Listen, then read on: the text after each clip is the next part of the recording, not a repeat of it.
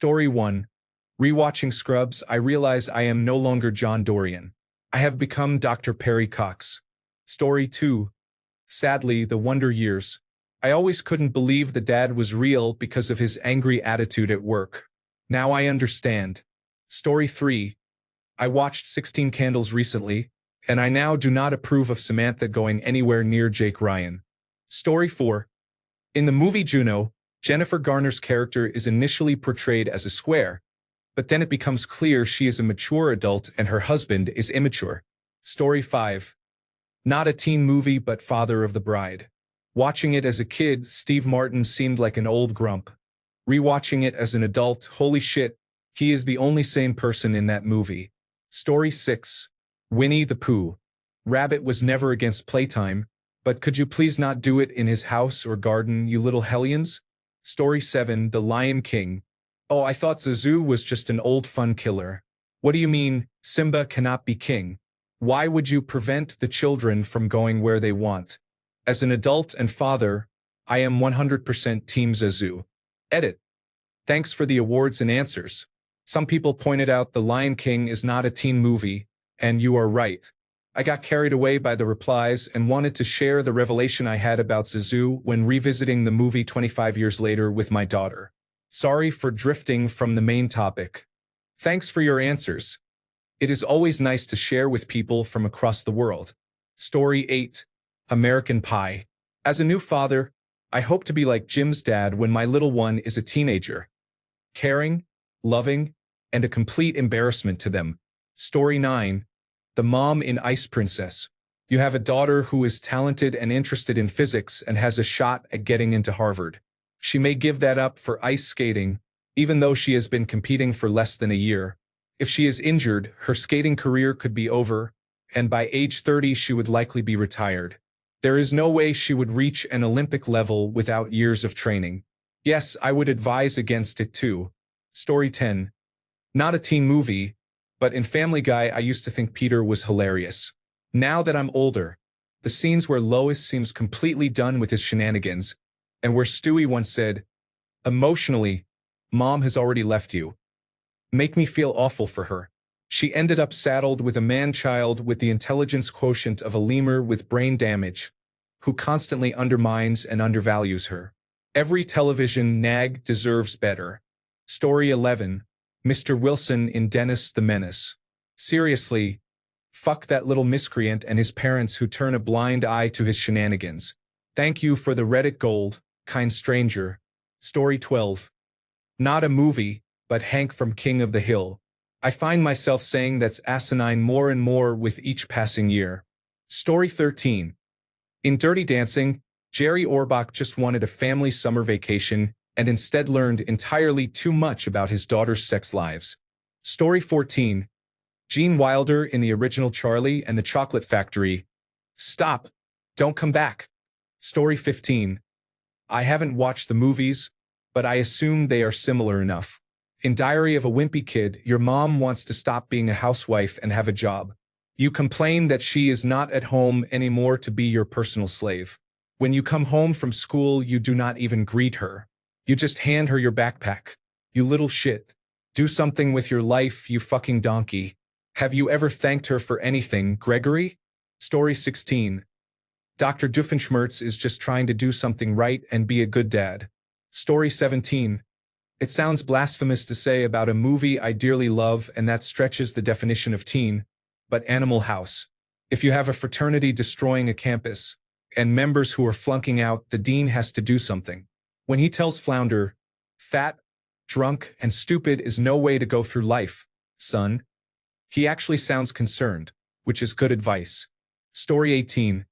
Every day, my wife and I are slowly becoming like the character played by Julia Louis-Dreyfus and her husband in National Lampoon's Christmas Vacation. Story 19. Rugrats. The parents were so young and just doing their best. I like that the neighbors were also best friends. I get really stressed out on their behalf now, especially in the episode where Dee Dee just wants to get home before the banana tree she bought dies in the car, but no one can get their act together. Story 20. Way late to the party, but I am going to say Daria. I used to be a disaffected teenager too, All my problems seem so huge, and Darius' parents did not understand. I watch it now, and I identify most with Jake Morgendorfer. He is supposed to seem silly, crazy, and out of touch, but now I see a man who worries about providing for his family, struggles with insecurity about his masculinity, and tries to relate to his daughters in any way he can despite being baffled by them, because his hypermasculine upbringing left him ill-equipped to relate to girls. Poor Jake. He just wants to be a better father than his own father. In spite of his goofiness, I think he does an okay job. Edited. I was not actually late to the party. I am gratified that others feel the same way about poor Jakey. Thanks for the awards. Story 21. Mr. Mosby from The Sweet Life has it rough. He is trying to run a hotel, but the kids are determined to sabotage everything, and because they live there, it happens every day. These comments have kick-started my nostalgia. It is time to rewatch the show. Story 22. Ariel's father. That line where she says, "I'm not a child," kills me now. I agree with her father since she is still a teenager and a young one at that. I don't agree with King Triton's handling of the situation, but that exchange about her being a child is what stands out. As an adult, it is infuriating when a kid says that. It's frustrating because you've been there and they simply do not yet know better. That scene was probably the moment I realized my childhood was over when I agreed she is a child. Story 23. When I was younger, I rooted for Jim's shenanigans in the office. The older I get, the more I relate to Stanley, who just wants to bide his time until retirement. Story 24. Dirty Dancing. The father was completely justified in not wanting his teenage daughter to spend time with a creepy adult camp dance instructor. Story 25. It is like Mrs. Doubtfire, but it relates more to Miranda than to Daniel. As a child, I did not understand why she lost her temper when she came home to the petting zoo. Story 26. The principal and the teacher in Mean Girls were just trying to do their damn jobs. Story 27. Pitch Perfect. Anna Kendrick's dad. Hey, sweetie, excited to get your college degree completely free of charge? Anna Kendrick. Ugh, Dad, you suck. I'm going to drop out of college and become a famous music producer. Anna Kendrick's dad. Okay, cool plan. How about you do that after you get your free college education? You can even study music here. Anna Kendrick. No, I want to drop out now. I'm going to make it. You'll see. Story 28. 10 Things I Hate About You. When the dad says you are 18, you do not know what you want.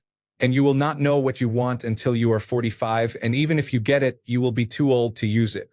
Story 29. Mrs. Doubtfire. Miranda came home from work to find her deadbeat husband hosting a party with wild animals in their home. During the divorce, he claimed he was unemployable. He then dressed up like a woman with professional makeup and costume, secretly watched their children, and tried to kill her new boyfriend. Story 30. Just rewatched a Goofy movie as an adult. Goofy just wanted to spend time with his kid. That was the whole conflict. Just go fishing with your dad. Max. You and Roxanne are breaking up before the sequel anyway. Edit. Since this comment is getting a lot of attention, I wanted to plug one more Disney film everyone should rewatch as an adult. Recess. The movie. Principal Prickly actually had me in tears. Story 31. Twilight. New Moon. As a 12-year-old, Edward's abandonment of Bella was regrettable but understandable.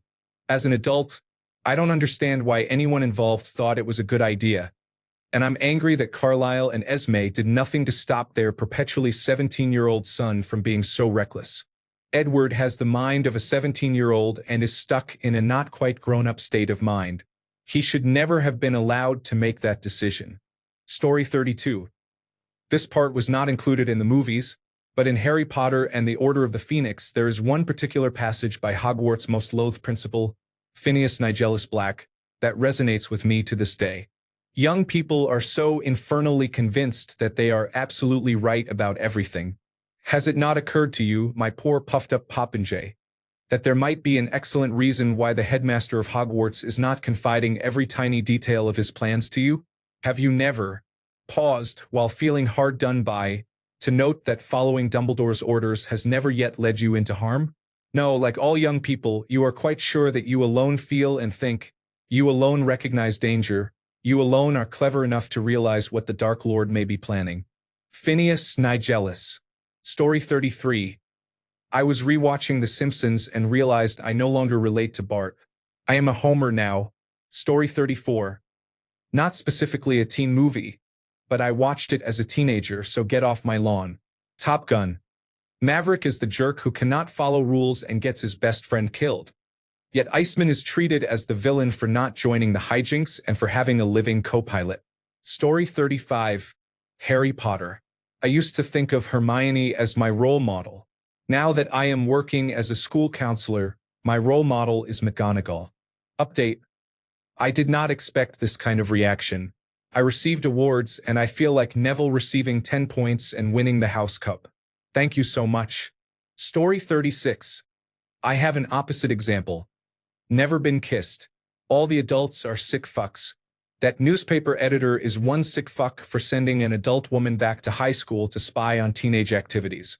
Josie, ever the nerd, invites her loser brother to pose as a student and make her cool. Both of them end up with teenage dates for prom. And what about that extra sick fuck of a coach who hires her brother Rob to be a coach after they find out he was posing as a teenager and involved with a 16-year-old? Story 37. Obligatory not a movie disclaimer. This is one of the many reasons Calvin and Hobbes is so great. Read it at 7 and you see yourself in Calvin. Read it at 17 and you see yourself in Hobbes. Read it at 30 and you see yourself in the parents.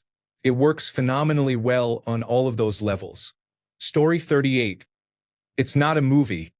It's Malcolm in the Middle.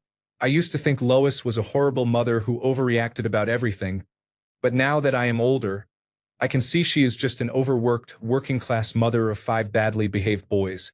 Story 39. Bert from Sesame Street just wants to read a book and get some sleep. Story 40. In Revenge of the Sith, the adult is Obi-Wan Kenobi.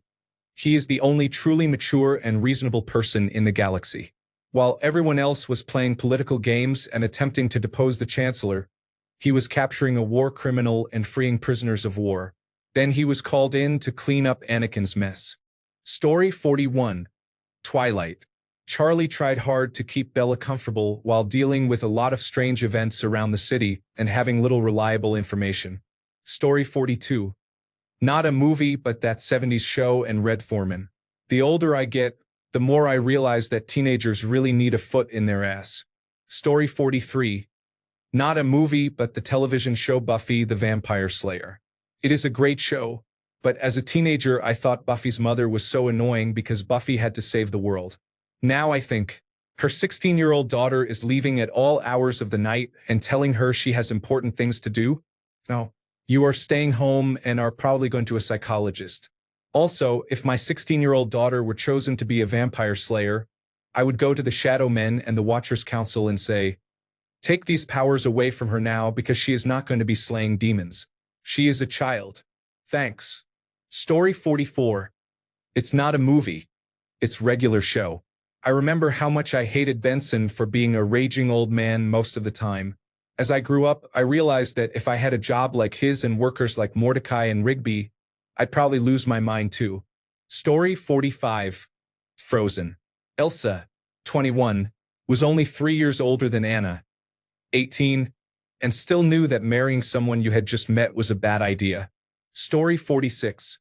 In Hook, when Captain Hook is trying to make Pan's children love him and hate their parents, he says, your mother reads to you every night to stupefy you to sleep so she and your father can sit down for 3 minutes without you and your mindless, inexhaustible demands. He took my toy. She hid my bear. I want to go potty. I want a cookie. I want to stay up. I want me, mine, now. Can't you understand, child? They tell you stories to shut you up and conk you out. Before you were born, your parents would stay up all night together to see the sunrise. They were happier then. Watching this as a child, I thought Hook was a villainous monster. Now that I have children, I think Hook was stating an uncomfortable truth many parents feel but never say. Story 47. Tom and Jerry. It's all fun and games until you wake up one day and realize Jerry was such a piece of shit. Ugh. Welcome to adulthood. Story 48. Obligatory disclaimer. Not a movie. When I was younger, Hank Hill seemed like the most boring, buzzkill, stick-in-the-mud type. He did not understand teen slang and would get grumpy in his confusion. He would not put up with antics and often told his friends to knock it off. As you get older, you realize Hank Hill is exactly the kind of man you want to be. He keeps his word. He is responsible. He has faith in people. He is a good friend, there to help his pals when they need it. He does not understand his son, but he does his best to support him. He does not put up with bullshit. It is not the zany antics he is stamping out. It is nonsense. Story 49. Not exactly the same, but in a similar vein. I don't think children can fully appreciate how amazing The Little Prince is until they are adults. None of its statements can be deeply felt without a few decades of bumps and bruises from life to provide the context needed to understand their profundity. Ostensibly a children's book, it is really a book for adults. Story 50. This is not a teen movie. On Home Improvement, I did not like Jill Taylor, Tim's wife. After watching it again fairly recently, I realized she was the only one keeping things from falling apart. She was the embodiment of underappreciated mothers and wives. Story 51. Tinker Bell and the Great Fairy Rescue, which you probably have not seen. In the film, a little girl runs to her father and says, "Daddy, there are fairies. Come see. It is pouring rain and the roof is leaking." The father places buckets under the holes and tries to keep their house from falling apart.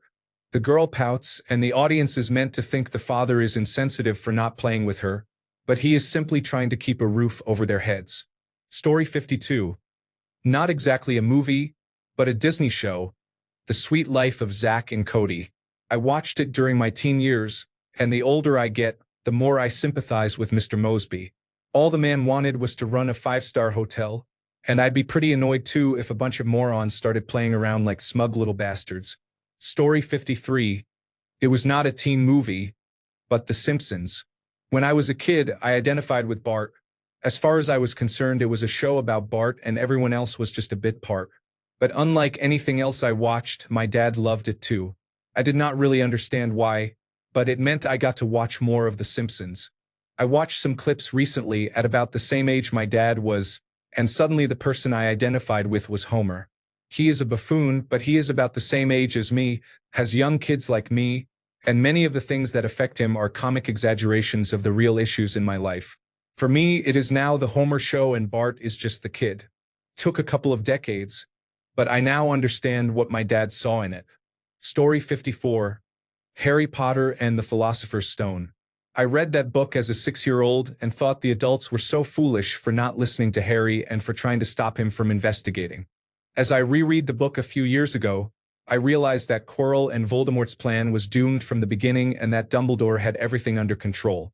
Harry did little except endanger himself and his friends. Story 55. I am 35, and teen movies from the 1980s seem to be the worst offenders. I cannot stand the concept of Ferris Bueller as a person. As a huge fantasy fan, I am increasingly in agreement with the wise wizard, teacher, or professor who says, "Hey, protagonist, relax and learn some things." Story 56. School of Rock.